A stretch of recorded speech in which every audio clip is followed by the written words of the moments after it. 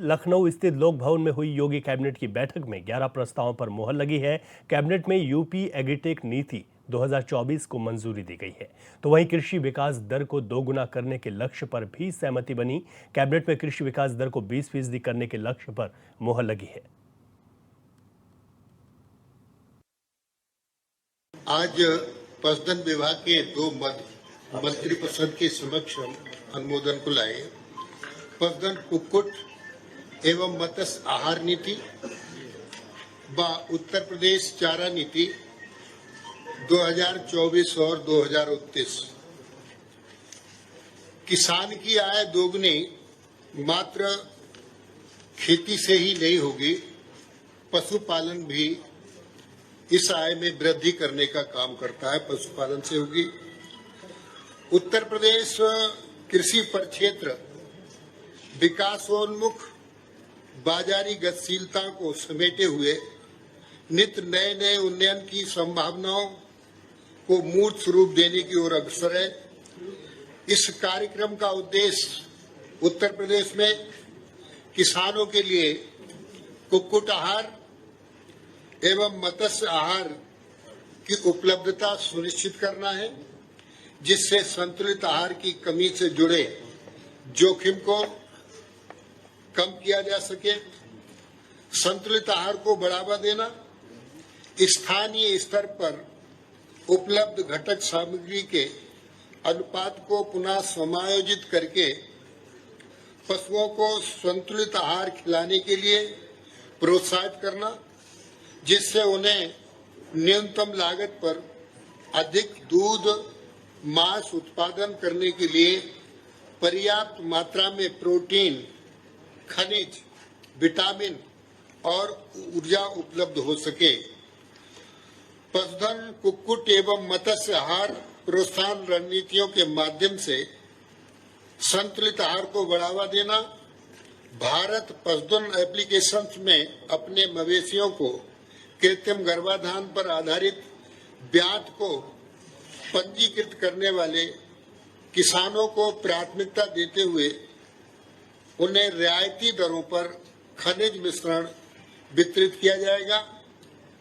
Dairy विकास विभाग के माध्यम से चिन्हित किए गए क्रियाशील डेयरी सहकारी समिति के सदस्यों को प्राथमिकता के आधार पर सांद्र खली मिश्रित फीड आदि आहारों के लिए वित्तीय सहायता प्रदान की जाएगी।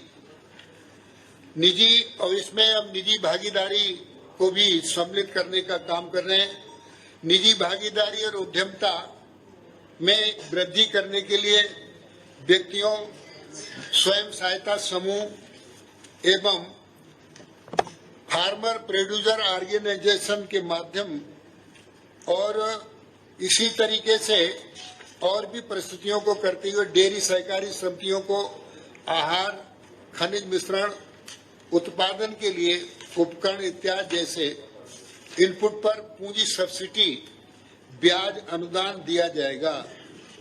पशुधन कुक्कुट एवं मत्स्य आहार प्रोत्साहन कार्यक्रम से लाभ होगा, किसानों की दैनिक आय में वृद्धि होगी। सबसे खास बात, पशुओं की प्रजनन क्षमता में सुधार होगा।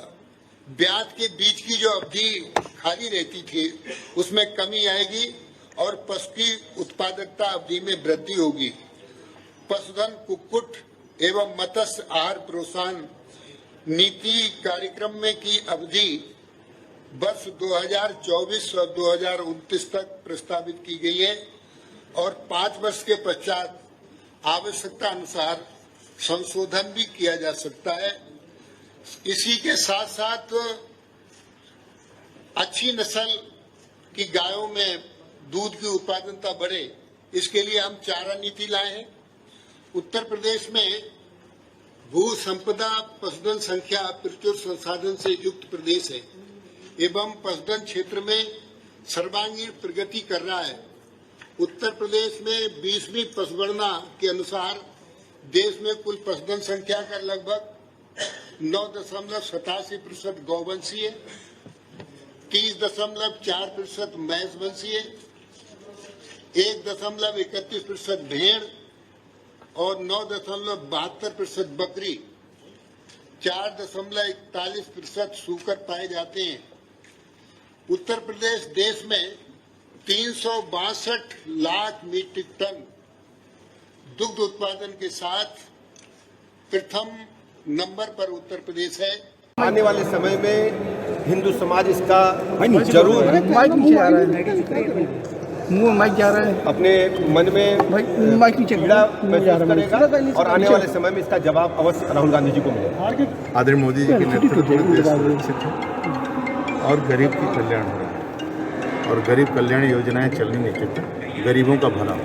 लोकतंत्र और संविधान की परंपराओं का, मूल्यों का, आदर्शों का और जो परंपरा रही उनका भी चिंता और ध्यान रखने की जरूरत है। किसी भी वर्ग विशेष, समुदाय विशेष की भावनाएं हर्ट न हो, ये भी किसी भी बयान से पहले की किसी भी नेता की बड़ी जिम्मेदारी है।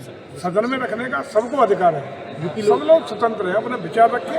सरकार विधिवत उसका जवाब, हर बिंदु पर जवाब देने के लिए भी तैयार है, लेकिन मर्यादाओं का, परंपराओं का, आचरण का ध्यान रखते हुए कोई बात रखने का काम करना चाहिए। आज़ादी से आज तक लेकर देश का अपमान ही किया है, देश में रहने वाले लोगों का अपमान करना है और जातिवाद, क्षेत्रवाद, व्यक्तिवाद, परिवारवाद, धर्मवाद का संघर्ष करवाना है।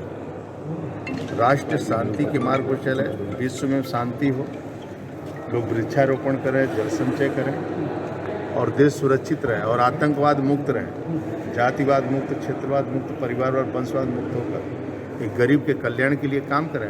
अब विपक्ष में बैठ कर रहे हैं तो कैसे सत्ता पक्ष भी और गरीबों के लिए क्या कर सकता है, उसकी चिंता करनी चाहिए। जनता भारत की, उसका अपमान है, भारतीयों का अपमान है, हर धर्म के लोगों का अपमान है। कोई धर्म इजाजत नहीं देता है कि धर्म पर टिप्पणी करें।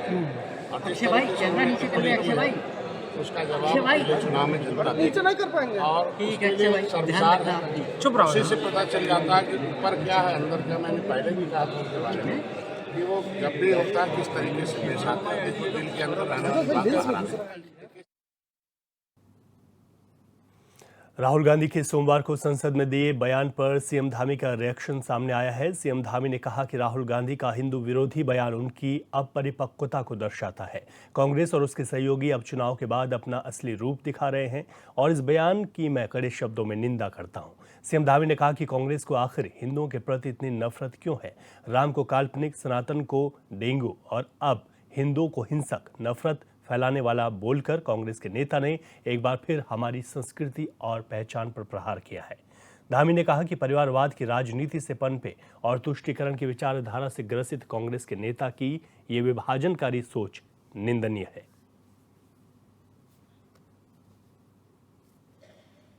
राहुल गांधी ने लोकसभा में जो भाषण दिया है, इस प्रकार से उन्होंने हिंदू समाज को हिंसक बताया है, हिंसा करने वाला बताया है, उसकी जितनी निंदा की है वो कम है। और उनका ये बयान, उनका ये भाषण, उनकी अपरिपक्व है, ये दर्शाता है। क्योंकि लोकसभा में विपक्ष के नेता का जो पद है वो बहुत गरिमामयी होता है, बहुत महत्वपूर्ण होता है और इस प्रकार से गैर जिम्मेदाराना तरीके से बोलना ये निश्चित रूप से उनकी अपरिपक्वता दिखाता है और उसकी कितनी निंदा की जाए। राहुल गांधी के बयान के बाद लगातार भाजपा के नेता उन पर तंज कस रहे हैं और इसी को लेकर उत्तराखंड के मुख्यमंत्री ने भी ये बयान दिया। हमारे साथ भाजपा की प्रवक्ता सुनीता विद्यार्थी बौड़ाई जुड़ गई हैं, उनसे भी इस पर एक देखते हैं कि क्या इस वक्त भाजपा का पक्ष है। सुनीता जी, बहुत स्वागत है आपका चैनल पर। जी धन्यवाद। जिस तरीके से राहुल गांधी के बयान को निंदनीय मुख्यमंत्री धामी ने बताया है, पार्टी के तमाम नेता भी इस बयान की निंदा कर रहे हैं। किस तरीके से आप देखते हैं संसद में दिए गए इस बयान को? देखिए, बिल्कुल, क्योंकि लोकतंत्र के मंदिर में इस प्रकार की जो बयानबाजी अनर्गल चल रही है और कांग्रेस पार्टी जिस प्रकार से हमले कर रही है और कभी किसी धर्म को कटघरे में खड़ा कर देती है, कभी किसी के वर्ग को कटघरे में खड़ा कर देती है, कभी झूठ बोलती है। मैं कहती हूँ राहुल का तो दिवालिया निकल गया है, तभी वो ऐसी अनर्गल बातें कर रहे हैं। वो ना तो सांसदी की गरिमा रख पा रहे हैं और ना ही संसद की। तो इस प्रकार का जो हमला उन्होंने हिंदुओं पर जो किया है कि हिंदू धर्म के लोग जो होते हैं वो हिंसक होते हैं, वो जो ड्रामा करते हैं, ये अपना धर्म बताएं जनता को कि वो कौन से से धर्म से बिलोंग करते हैं, क्योंकि इनके परिवार में प्रत्येक व्यक्ति जो है वो अलग अलग धर्म से है। तो जनता को भी पता लगना चाहिए कि किस प्रकार से जनता का बेवकूफ बनाकर ये लोग अपनी कुर्सियों को हथियाते हैं और उसके बाद अपनी फ्रस्ट्रेशन वहां पे निकालते हैं। पूरा संसद को जो है, संसद की कार्यवाही को पूरा भारत देख रहा है और सभी लोग जो है इनके बयानों पर थू थू कर रहे हैं, क्योंकि कोई भी ऐसा एक्सपेक्ट नहीं करता है कि इतने बड़े पदों पर आने के बाद आप इस तरीके की बचकानी हरकतें करें। तो ये बहुत ही निंदनीय है, घृणित है। और राहुल गांधी को तो मैं कहती हूँ माफी तो छोड़ दीजिए, उनको इस्तीफा देना चाहिए। ठीक है, तो आपका पक्ष ये है भाजपा का कि लगातार उनके बयान को आप निंदनीय बता रहे हैं और इसी को लेकर मुख्यमंत्री ने भी बयान दिया। उन्होंने कहा कि ये राहुल गांधी का ये बयान हिंदू समाज का अपमान है। सुनीता जी, आप बने रहिए हमारे साथ आशीष नौटियाल जुड़ गए हैं, कांग्रेस के प्रवक्ता हैं। उनसे एक सवाल ले लेता हूं। आशीष जी, भाजपा राहुल गांधी के बयान पर बिल्कुल हमलावर हो चुकी है और मुख्यमंत्री पुष्कर सिंह धामी ने भी कहा कि हिंदू समाज का अपमान करती है कांग्रेस। देखिए, भारतीय जनता पार्टी का तो काम ही ये है तोड़ मरोड़ के जो बयान है उनको बोलना। ऐसा क्या बोला उन्होंने, आप बताएं, जिससे हिंदू धर्म का अपमान हो। उन्होंने तो भाजपा के जो झूठे हिंदुत्व का जो नारा लगाने वाले जो भाजपा के नेता है उनके लिए बोला है। उन्होंने हिंदुत्व के लिए थोड़ी बोला। पूरा बयान सुनोगे तो पूरा बयान इनके पास नहीं है, तो मैं पूरा बयान आपको दे देता हूँ, आप पूरा बयान सुनो। इन लोगों के पास विपक्ष बोलने के लिए कुछ था ही नहीं। राहुल गांधी जी के अगेंस्ट में पूरा इनका मंत्रिमंडल खड़ा हो गया, लेकिन उनकी बात का जवाब देने के लिए इनके पास कुछ था ही नहीं। तो इन्होंने लाकर हिंदुत्व पे लाकर खड़ा कर दिया कि हिंदुत्व पे बोल दिया, हिंदुत्व पे हमला हो गया। उन्होंने ऐसा बोला ही नहीं। उन्होंने अपने बयान में ये कहा है कि नकली भारतीय जनता पार्टी के जो नकली हिंदू हैं ये डराने का काम करते हैं। उन्होंने ये बोला है कि हमारा जो सनातन धर्म है, हमारा जो हिंदू धर्म है, वो नफरत सिखा ही नहीं सकता। हिंदू कभी नफरती हो ही नहीं सकता। पर इन लोगों के पास कुछ जवाब देने के लिए जब कुछ बचता नहीं है तो एक बात डाल देते कि हिंदू धर्म को बोल दिया। पूरा बयान देखो, समझो, फिर बोलो। आज इनको पता ही नहीं है क्या बोल रहे हैं। खुद ही अब इनका क्या है, प्रोपेगेंडा बनाना, पूरे देश में एक अलग माहौल खड़ा करना। तो अब जनता इनको पहचान चुकी है। मुझे नहीं लगता जनता इनको माफ करने वाली है। एक राहुल गांधी पूरी सत्ता पर भारी पड़े हुए, जवाब नहीं दे पा रहे राहुल गांधी जी की बात का। तो इस समय बहुत अच्छा राहुल गांधी ने बोला, हम इसका पूरा समर्थन करते हैं और उनकी एक एक बात को मैंने कहना चाहूंगा ढंग से सुने, आपको पता लग जाएगा उन्होंने क्या बोला। ठीक है, आशीष नौटियाल जी बने रहिए, मैं इस पर जवाब ले लेता हूं। सुनीता विद्यार्थी जी, आपने सुनी आशीष नौटियाल जी की बात। वो कह रहे हैं कि हम तो उनके बयान के साथ खड़े हैं। आप जो पूरा बयान है वो इस तरीके का बिल्कुल भी नहीं है। उन्होंने भाजपा के नेताओं को कहा है। देखिए, ऐसा है, मैं भारत की पूरी जनता से आग्रह करूंगी कि निश्चित रूप से इनके बयानों को अच्छी प्रकार से सुने और इनको जवाब दें। एक बार इन्होंने आपको धोखा दिया है, आगे आप इनको धोखे से बचें और इनकी एक एक बात को सुने कि वो क्या बात कर रहे हैं। कि षड्यंत्र की तरफ जो राहुल गांधी ने स्टेटमेंट दिया है उसके लिए भारत देश में क्या षड्यंत्र कांग्रेस पार्टी रच रही है। और ये कह रहे हैं कि भाजपा वालों के पास जवाब नहीं है। भाजपा वालों के पास जवाब नहीं होते तो मुझसे आप ऐसी अनर्गल बातें नहीं करते। आप लोगों को जब कुछ सूझ ही नहीं रहा तब आप ऐसी बातें कर रहे हैं। और ये जो दोगले इस्लाम धर्म वाले हैं, ये जो बने हुए हैं कि हम लोग जो हिंदू धर्म वालों को टारगेट करेंगे, ये इस्लाम धर्म के लोग भी इन्हें मदद सिखाएंगे कि किस तरीके से जब आप अपने धर्म के लिए सगे हुए तो आप दूसरे धर्म के कैसे हो सकते हैं। तो ये धर्म की लड़ाई, जाति पात, ये सब कांग्रेस पार्टी हमेशा अपने मोहरे बनाती है और जनता को ठगती है। लेकिन जनता अब समझदार है, जनता इनकी कार्यवाही को सुन रही है और इनके जो मैं कहूंगी कि जो अनमेच्योरिटी है उसको भी जनता देख रही है कि कैसे नमूने जो है कांग्रेस पार्टी ने संसद में भेजे हैं। ठीक है सुनीता जी, मैं आशीष नौटियाल जी से इस पर ही जवाब लेता हूं। आशीष जी, आप अपना फाइनल जवाब दे दीजिए। भाजपा तो लगातार हमलावर है, मुख्यमंत्री भी कह चुके हैं कि हिंदुओं के अपमान करने में कांग्रेस खुद को गर्वान्वित महसूस करती है। देखिए, मुख्यमंत्री जी तो वो कहेंगे जो इनका फिर हिंदुत्व कहेगा, तो एक प्रोपेगेंडा ऊपर से चलाते हैं वो कहेंगे। आप बताएं, इतना सब कुछ उन्होंने कहा, इसमें कहीं इनको ये नहीं दिखा कि नीट के ऊपर उन्होंने सवाल उठाया। उन्होंने नीट की बात करी, उन्होंने अयोध्या मंदिर पर सवाल उठाया, उन्होंने कहा उस बारे में, अयोध्या के बारे में।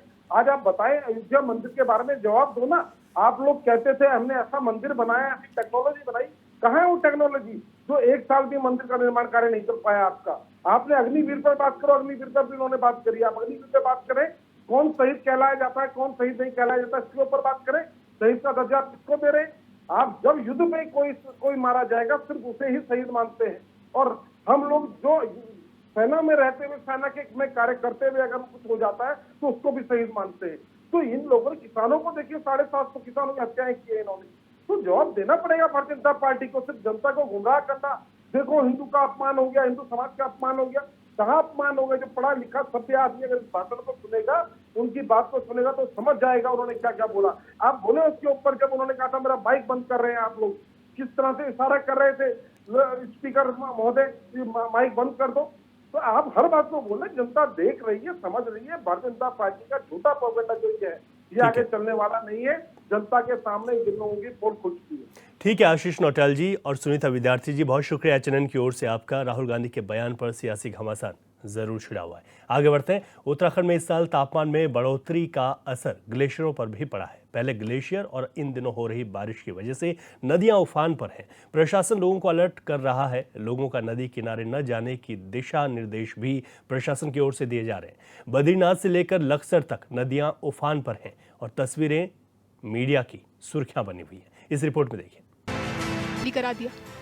देखिए, मानसून को लेकर चूंकि हमको हर बार तैयार होना पड़ता है और हर वर्ष मानसून में हमें किसी न किसी अलग अलग प्रकार की आपदाओं का सामना करना पड़ता है। उसके लिए पहले से ही हमने सभी विभागों के स्तर पर, सभी जिलों के स्तर पर बैठकें की है, जिसमें सभी विभागों को कहा गया है कि आपदा के समय में जो पिछले उनके अनुभव हैं, पिछली जो परेशानियां हैं, पिछली आपदा की स्थिति है, उसके लिए पहले से तैयार हो जाएं। सब विभाग, चाहे नदी नाले साफ करने हो, नगर पालिकाओं के स्तर पर, पंचायतों के स्तर पर हो, बिजली का भी जो है ट्रांसफार्मर है, हमारी बिजली लाइनें हैं, पेयजल की लाइनें हैं, खाद्य सामग्री है, इसके साथ साथ स्वास्थ्य विभाग जो है, चूंकि मौसम पर और जानकारी ले लेते हैं। हमारे संवाददाता संजय कुंवर चमोली से हमारे साथ जुड़ गए हैं। संजय, जिस तरीके से देखा जाए, पहाड़ हो या फिर मैदान, यहाँ पर बारिश हो रही है और बारिश का रौद्र रूप भी नदियों की तरफ से देखा जा रहा है। अभी किस तरीके का मौसम पहाड़ों पर बना हुआ है? रवि जी, अगर चमोली जनपद के जो उच्च हिमालयी क्षेत्रों की बात की जाए तो यहाँ पे पिछले कुछ दिनों से जो रात्रि के बाद और जो तड़के जो है अधिकतर बारिश हो रही है और सुबह 7 बजे तक ये बारिश का दौर पिछले 3 दिनों से लगातार चल रहा है। हालांकि दिन में वही उमस भरी गर्मी और तपिश हो रही है और रात को फिर बारिश का दौर शुरू हो रहा है। लेकिन बद्रीपुरी में जिस तरह कल साय जो 6 बजे बाद जो एकाएक ये जलस्तर बढ़ा था अलकनंदा का, तो उसके भी वहाँ जो स्थानीय लोग हैं, व्यवसायी हैं, तीर्थ पुरोहित हैं, कारोबारी हैं, उनका कहना है कि एक तो इस बार जो है बद्रीपुरी में काफी तपिश भरी गर्मी का जो है महसूस की जा रही है और दूसरा कारण ये कि जो मास्टर प्लान का कार्य चल रहा है, रिवर फ्रंट डेवलपमेंट का कार्य वहाँ पे चल रहा है, तो इस कारण जो है जो उसका प्राकृतिक बहाव है, जो नदी का जो स्वरूप है उसमें कुछ बदलाव हुआ है। नदी कुछ संकरी सी जो है प्रतीत हो रही है और इसको लेकर के पहले भी तीर्थ पुरोहित और वहाँ जो ब्रह्म कपाल के जो तीर्थ पुरोहित है उन्होंने भी और स्थानीय लोगों ने भी आशंका। बिल्कुल ठीक है संजय आपने कि बारिश का रौद्र रूप देखने को मिल रहा है, जबकि मानसून की ये अभी शुरुआत है। देखना होगा कि किस तरीके की तैयारियां भी यहाँ पर की जाएंगी ताकि इस रौद्र रूप से बचा भी जा सके।